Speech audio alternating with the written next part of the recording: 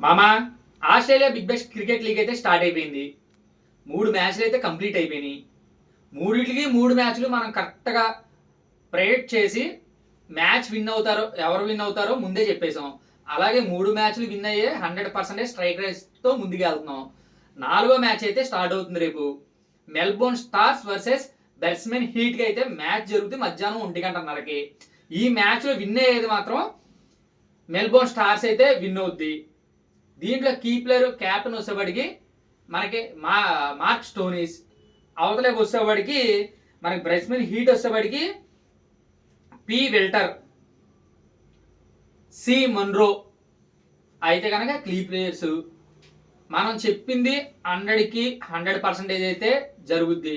Match winning percentage ఎలా ఉందంటే Melbourne stars home గ్రౌండ్లో మ్యాచ్ జరగడం వల్ల 70% విన్నింగ్ పొజిషన్లో ఉంది. 30% ఏమన్నా అద్భుతాలు జరిగి బెట్స్మెన్ హీట్ కొట్టే ఛాన్స్ అయితే ఉంటుంది. అద్భుతాలు జరగాలి కొట్టాలంటే.